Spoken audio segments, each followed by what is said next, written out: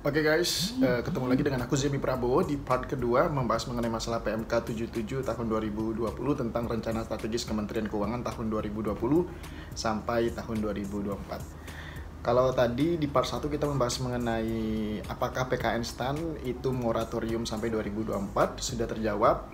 Sekarang kita membahas mengenai masalah kebijakan minus growth, yaitu kebijakan moratorium CPNS umum. Nah, memang benar kalau misalnya Kementerian, aku sudah baca ya, biar informasi yang disampaikan benar-benar akurat teman-teman. Kementerian Keuangan tuh memang berencana menerapkan kebijakan minus growth mulai tahun 2020 dengan tidak merekrut secara sporadis CPNS. Jadi ini mungkin informasi untuk teman-teman yang masuk Kementerian Keuangan. Memang dari tahun 2020 sampai tahun 2024 memang Kementerian Keuangan tidak melakukan penerimaan CPNS. Itu dikarenakan bahwa melalui proyeksi kebutuhan SDM aparatur Kementerian Keuangan yang dihitung 5 tahun ke depan itu disusun berdasarkan hati-hati berdasarkan ketentuan yang berlaku. Jadi berdasarkan asumsi-asumsi terkait dengan kebutuhan kepegawaian existing berapa, existing maksudnya pegawai yang ada berapa, kemudian yang dibutuhkan berapa. Memang akhirnya dipilihlah kebijakan untuk tidak merekrut CPNS sampai tahun 2024. Seperti itu teman-teman. Kemudian aku bacakan informasi juga di dalam PMK tersebut bahwa total pegawai Kementerian Keuangan per 1 Januari 2020 itu adalah sejumlah 82.451 orang.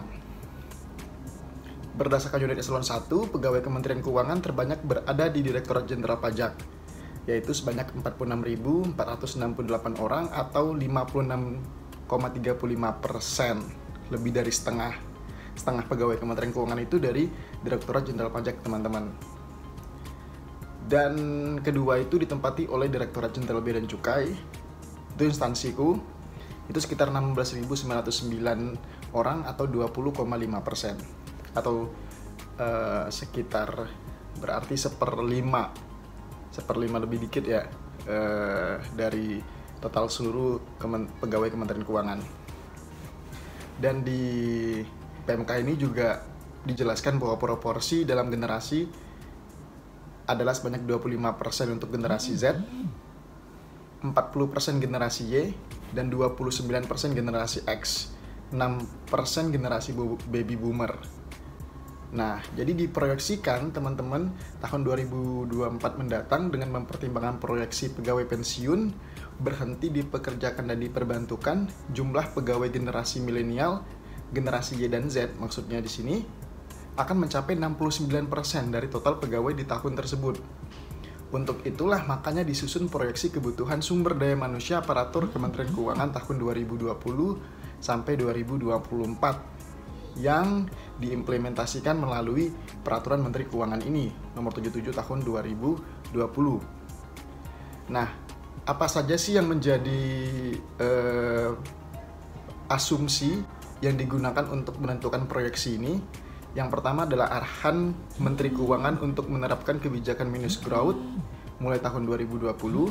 Yang kedua, pelaksanaan moratorium rekrutmen CPNS umum dan lulusan PKN STAN pada tahun 2020 sampai 2024. Ketiga, proyeksi pegawai keluar dihitung melalui prediksi pegawai yang masuk batas usia pensiun atau BUP dan pegawai keluar non pensiun sampai dengan 5 tahun ke depan. Jumlah prediksi pegawai BUP berdasarkan data per Januari 2020. Kemudian yang keempat, pemenuhan pegawai baru tahun 2020 berdasarkan dari rekrutmen umum tahun 2019. Yang kelima, kecukupan anggaran dan sarana prasarana pendukung lainnya.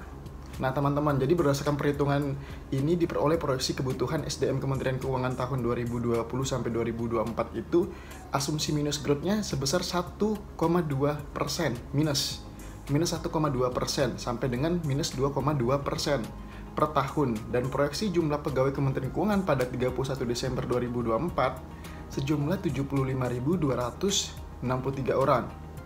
Dengan rata-rata penurunan jumlah pegawai per tahun yang diharapkan adalah sebesar minimal 800 sampai dengan 1.800 orang. Seperti itu teman-teman.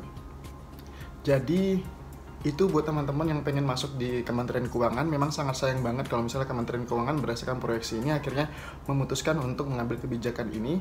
karena mengingat bahwa mekanisme ini digunakan untuk bisa menciptakan kebijakan yang lebih smooth mungkin dan memperlancar tujuan organisasi agar tercapai dengan cara efisien dan efektif kayak gitu. Jadi jangan kecewa walaupun Kementerian Keuangan tidak membuka kesempatan untuk menjadi pegawai Kementerian Keuangan sampai tahun 2024. Mungkin rezeki kalian ada di kementerian lain. Terus berdoa semoga kalian bisa memperoleh cita-cita kalian di kementerian-kementerian lain.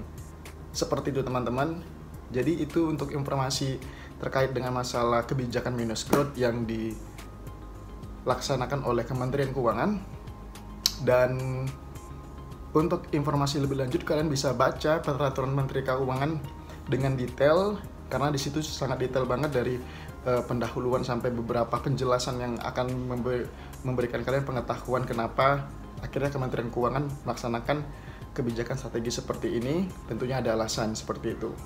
Aku juga mengajak buat kalian semua, mari kita dukung kebijakan strategis apapun yang dilaksanakan oleh kementerian, nggak hanya Kementerian Keuangan tapi kementerian lain, agar negara kita menjadi lebih maju dan sejahtera seperti itu, dan menjadi lebih efisien dan efektif dalam melaksanakan tugas. Mungkin itu sekian informasi terkait dengan part kedua. Kami akan memberikan informasi juga banyak hal terkait dengan masalah Kementerian Keuangan, kemudian hal lainnya, makanya jangan lupa untuk subscribe channel YouTube ini. Dan terima kasih. Sampai ketemu di video berikutnya.